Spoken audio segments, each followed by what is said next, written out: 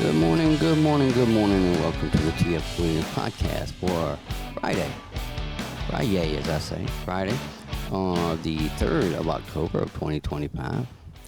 Welcome you on in, and come on in and have a seat. Let's talk here on this Friday before the workday begins.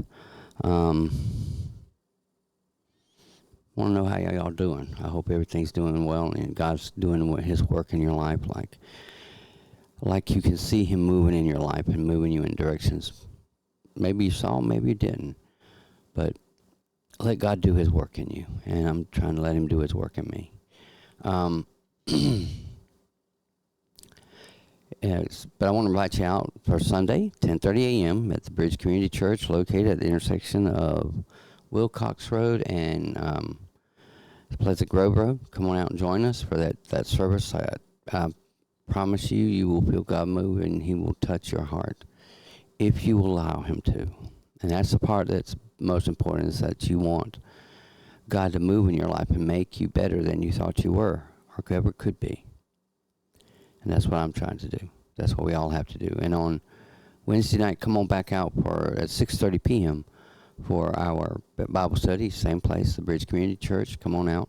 And I promise you, on Sunday morning, you will hear a message that may challenge you, but will be full of hope and full of the Word of God and full of what God has for you. Pastor Craig is always on point. He always has it. He always has spent the time for what God has for us that Sunday. He has prepared the meal for us to eat. And Sister Robin has that praise team picking the songs that really get your mind focused on the right things for worship. So come on and join us. Invite you out for not tonight the 3rd, but next Friday night, the 10th, for down at the Sign Yard in Crawfordville, Florida. Come on out and join us there, 7:30, 10:30, 7:30 to 10:30. And then on that Saturday, the 11th, we're going to be down at the Fish Camp Tally there on Lake Ammonia from 1:30 p.m. to 4:30 p.m. So come on out and join us there. And there'll be another band that comes after us at I think they kick off about 5 o'clock. They give you a little time for us to tear down and to get in. So go ahead and come out and join us for that. You won't be disappointed. It's a good time. And it's a great fellowship. We'd love to meet you and speak to you and just learn more about you, and you learn about us. So come on down. This morning, I've kind of been watching the news, and we really need to pray for Israel. The world is, and we're called to do that in the Word. And we really need to pray for them. They're the only democracy in the area. They're surrounded by people who want to eradicate them from the face of the earth. They just endured an attack on the 7th of October of 2023 where they were invaded by thousands of Hamas fighters. The Hamas fighters attacked up music festivals, how tough those fighters are. And murdered babies, dismembered them in front of their parents, raped the wives in front of their husbands, killed the husbands, and then the older members, grandma and grandpa, were just killed. And I don't know what the ones who they've taken hostage have gone through, and I would not want to imagine that. I mean, I cannot imagine that. I feel for those families who their loved ones are away from them in those tunnels. I feel most for those families, for those people in those tunnels. Some who have never going to make it home. And that's why there's a difference here, just morally and ethically, that in this country and around the world seems to have been lost. There's never been a Palestinian state, so there's no Palestinian homeland for them to go to. There are no ethnic Palestinians. Every time you can research this for yourself to see that it's true. And when those who call themselves Palestinians do a 23andMe or something like that, DNA test, they find out they're from all of, they could be Americans, really. They're from all over. There's no ethnic American. There is no ethnic Palestinian. But Tom, why don't you I'm not saying I don't think they should. They want to call themselves a nation state. That's perfectly okay. I believe in self-determination. What I have trouble with is they're trying to eradicate an ethnic group from the face of the earth called the Jews, and eradicate them from the face of the earth. That's the genocide that we're preventing, not the other way. And that's what people are failing to understand. This is just an attack by Satan on God's chosen people to eradicate them from the face of the earth because they gave birth to the Messiah, Jesus Christ. And they can couch it any way they want. Some say it's a battle of Islam against Judaism. Nah, that's not it. Some want to say it's because the Palestinians have been oppressed and suppressed by the Israelis. To some extent, that's true.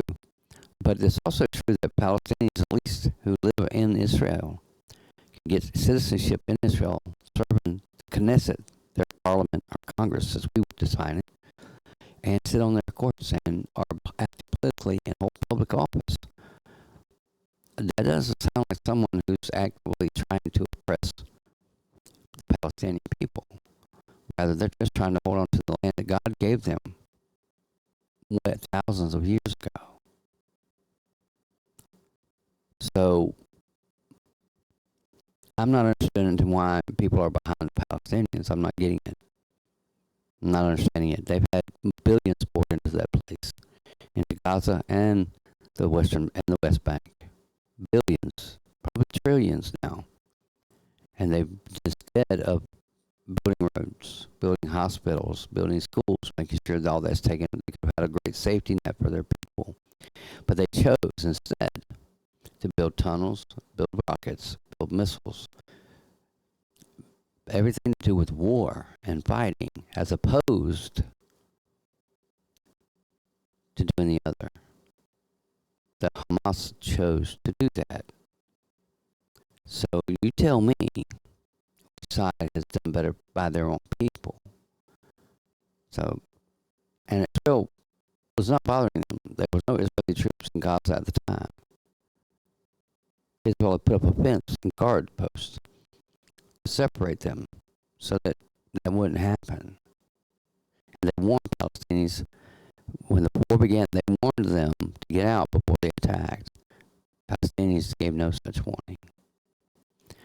So you have to really sit down and morally think through this, ethically think through this. Which side is really committing genocide? Which side is the one who's being attacked nonstop for thousands of years now? At least since the Jewish state, Israel has been back in creation since 1947, I believe it was. That's the thing you have to ask yourself. And there's no going back from it once you make that realization.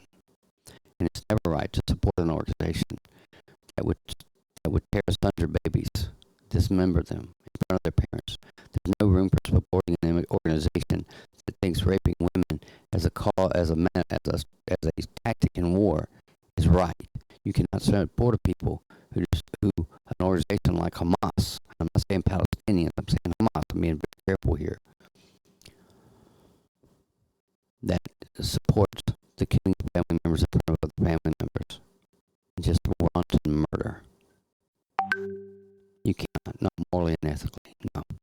Cannot do it. Period. But that's all. That was my thoughts today, just thinking about things. I think that's the thing. If we can get that straight and can move on to Ukraine and Russia, because that's just another whole other can of worms. But go out today, have a wonderful day, enjoy your week, and make your day better. Know that nothing can separate you from the love of God. And Jesus is the friend who sticks closer than a brother. Go out, have a great day today, and know the Lord loves you.